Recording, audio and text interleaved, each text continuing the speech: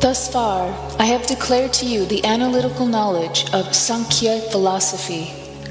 Now listen to the knowledge of yoga, whereby one works without fruitive result. O son of Pārtha, when you act by such intelligence, you can free yourself from the bondage of works. In this endeavor, there is no loss or diminution, and a little advancement on this path can protect one from the most dangerous type of fear. Those who are on this path are resolute in purpose, and their aim is one. O beloved child of the Kurus, the intelligence of those who are irresolute is many-branched. Men of small knowledge are very much attached to the flowery words of the Vedas, which recommend various fruitive activities for elevation to heavenly planets, resultant good birth, power, and so forth.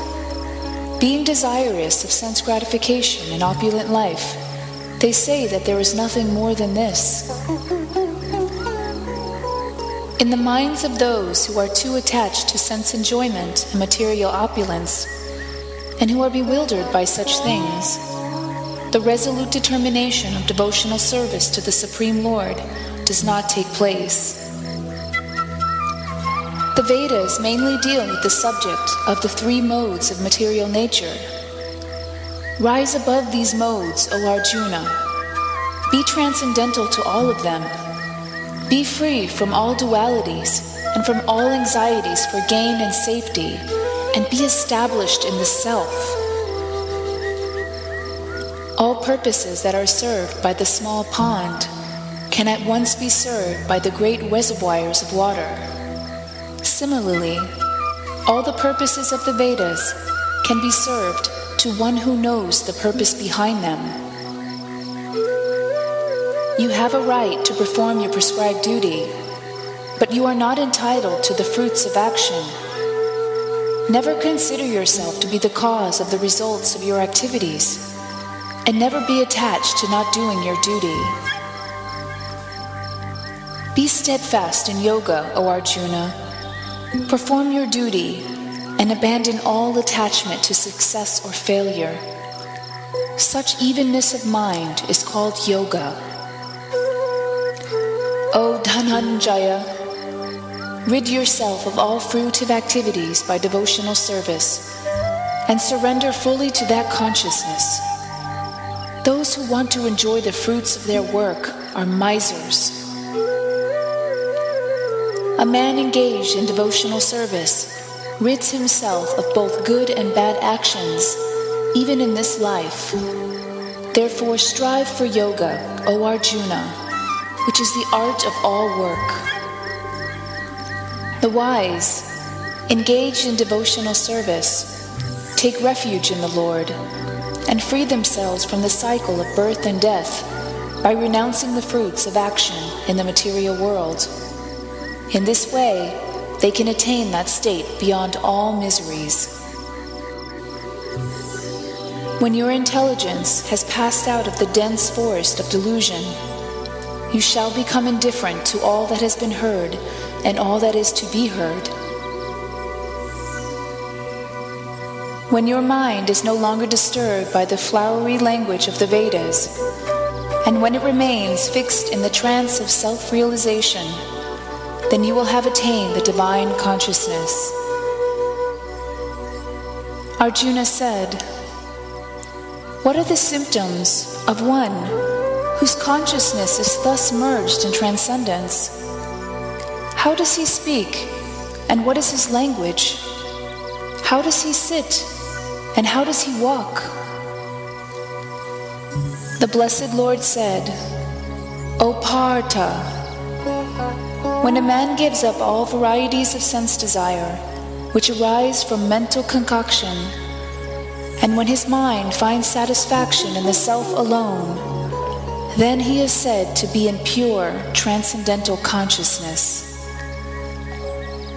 One who is not disturbed in spite of the threefold miseries, who is not elated when there is happiness, and who is free from attachment, fear, and anger, is called a sage of steady mind.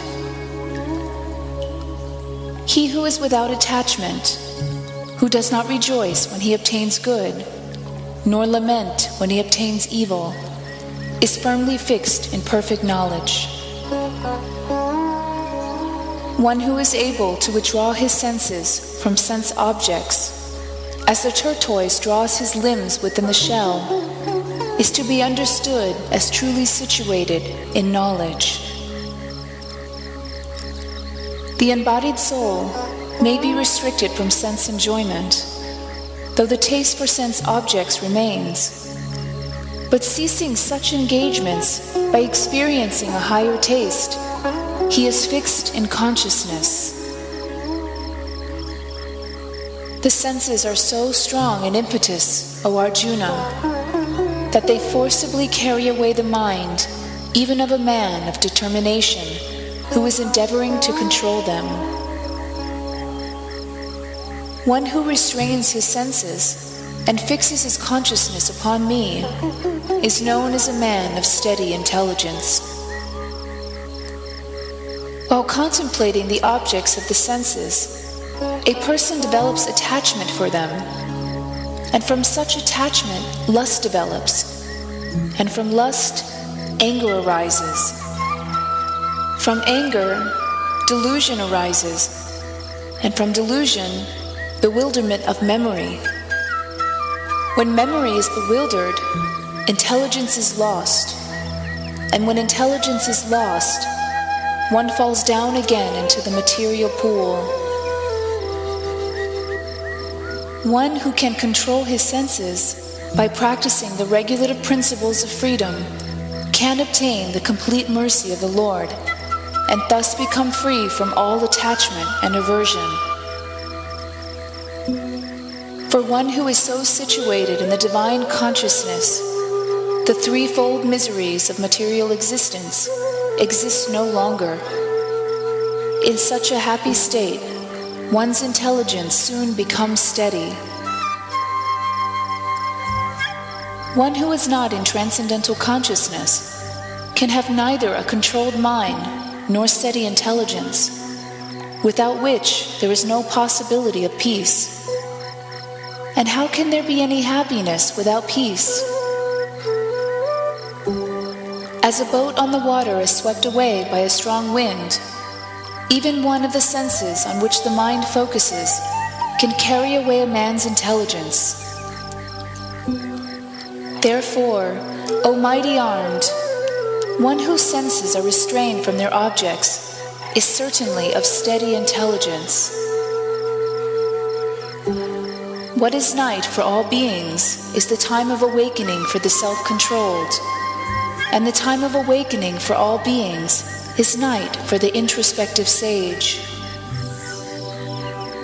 A person who is not disturbed by the incessant flow of desires that enter like rivers into the ocean, which is ever being filled but is always still, can alone achieve peace, and not the man who strives to satisfy such desires. A person who has given up all desires for sense gratification, who lives free from desires, who has given up all sense of proprietorship, and is devoid of false ego, he alone can attain real peace. That is the way of the spiritual and godly life, after attaining which a man is not bewildered. Being so situated, even at the time of death, one can enter into the kingdom of God.